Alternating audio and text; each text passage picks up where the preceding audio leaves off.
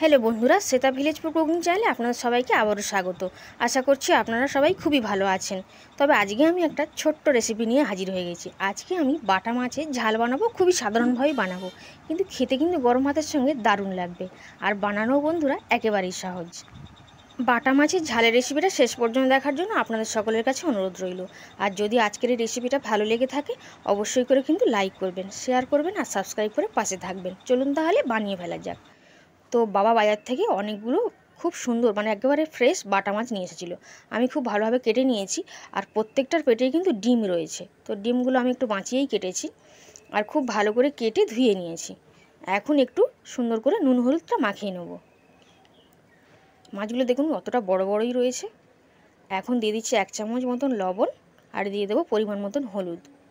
হলুদ আর নুন দিয়ে একটু ভালো করে মাখিয়ে নিচ্ছি। তবে এতগুলো মাছের বানাবো না, কিছুটা মাছ ভেজে রেখে দেবো, ওটা একটা অন্য কিছু বানাবো।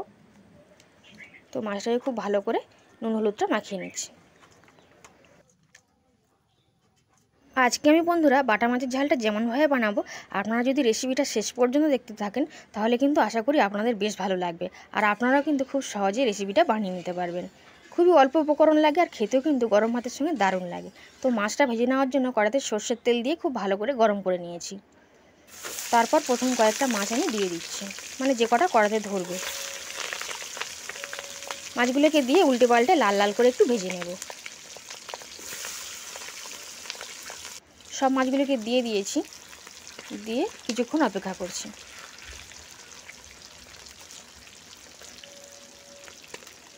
কিছুক্ষণ পর মাছটার এক পিঠ হয়ে গেছিলো, তাই এর জন্য আমি উল্টে দিচ্ছি। এইভাবে উল্টে পাল্টে কিন্তু লাল লাল করে ভেজে তুলে নেব।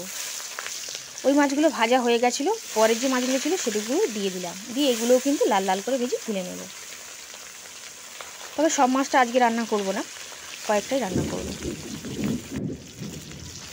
এই মাছগুলোও ভাজা হয়ে গেছে, একটু উল্টে পাল্টে দিচ্ছি, একটা সাইড হয়ে গেছিলো তাই উল্টে পাল্টে দিচ্ছি।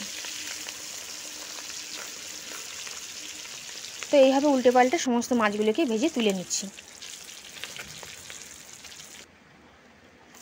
এবার ওই তেলের মধ্যে, তেলটা একটু পরিষ্কার করে নিয়েছি, নিয়ে দিয়ে দিলাম কুচনো কাঁচা লঙ্কা, আর একটা বড় সাইজের পেঁয়াজকে কেটে নিয়েছি, সেটাকে দিয়ে দিচ্ছি। পেঁয়াজটা চাইলে আপনারা কিন্তু নাও দিতে পারেন। এখন কাঁচা লঙ্কা আর পেঁয়াজটাকে একটু লাল করে ভেজে নেব।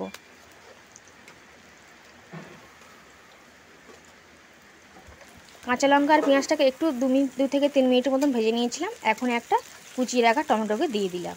টমেটোটাকে দিয়ে পেঁয়াজের সঙ্গে একটু কষিয়ে নিচ্ছি। এইভাবে কিছুক্ষণ নাড়াচাড়া করলে কিন্তু টমেটোটাও খুব ভালোভাবে তেলের উপরে কষানো হয়ে যাবে। এতে করে টমেটোর কাঁচা গন্ধটা চলে যাবে, খেতে বেশ ভালো লাগবে। এখন একটা বাটিতে একটু জল নিয়ে নিয়েছি, আর দিয়ে দিলাম 1 চামচ মতন লবণ, দিয়ে দিচ্ছি 1 চামচ মতন হলুদ গুঁড়ো, সব কিন্তু ছোটো চামচ মেপেই দিচ্ছি। আর দিয়ে দেবো 1 চামচ, এটা কিন্তু 2 চামচ মাপের আছে, জিরের গুঁড়ো এবং ধনিয়া গুঁড়ো। আর দিয়ে দেবো 1 চামচ লঙ্কার গুঁড়ো। এই মশলাটা জলে গুলে আমি ব্যবহার করব। জলে গুলে ব্যবহার করলে বন্ধুরা কিছুই না, মশলাটা পুড়ে যাওয়ার ভয়ও থাকবে না, আর সুন্দর একটা কালার হবে। কিন্তু খুব সুন্দরভাবে আমি মশলাটা মিশিয়ে নিয়েছিলাম জলের সঙ্গে, তারপর তেলের মধ্যে দিয়ে দিলাম। এইভাবে দিয়ে তেলের উপর মশলাটাকে একটু কষিয়ে নেব।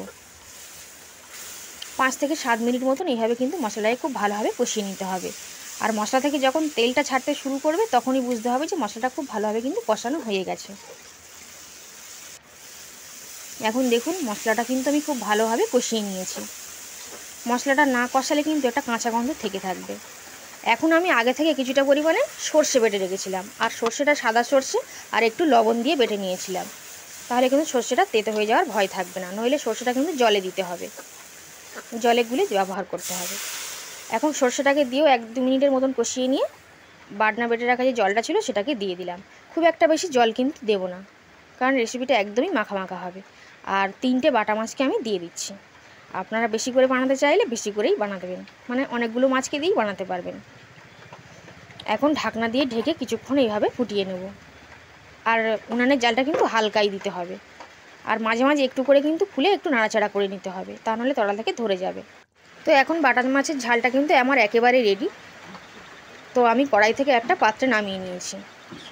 কতটা সুন্দর দেখতেও লাগছে দেখুন, খেতেও কিন্তু বন্ধুরা দারুণ হয়। আর আমি কিন্তু আজকে বাটা মাছটা এরকম মাখা মাখাই করেছি, আপনারা চাইলে আরেকটু ঝোলও করতে পারেন। তবে এরকম বানিয়ে দেখবেন, এতে কিন্তু বেশ ভালো লাগবে। একটু কাই আর একটুখানি মাছ হলেই কিন্তু ভাতটা খাওয়া হয়ে যাবে গরম ভাতে, আর গরম ভাতে কিন্তু অসাধারণ লাগে। তো বন্ধুরা, আজকে বাটা মাছের ঝালের রেসিপিটা আমি যেমনভাবে বানালাম, আপনাদের কেমন লেগেছে কমেন্ট করে অবশ্যই জানাবেন। ভালো লাগলে অবশ্যই আপনারা বাড়িতে বানিয়ে খাবেন, বানানো একেবারেই সহজ। আর অবশ্যই করে লাইক করবেন, শেয়ার করবেন আর সাবস্ক্রাইব করে পাশে থাকবেন। আজ তাহলে এই পর্যন্তই, আবার হাজির হয়ে যাব অন্য কোনো রেসিপিতে। আজ তাহলে আসলাম।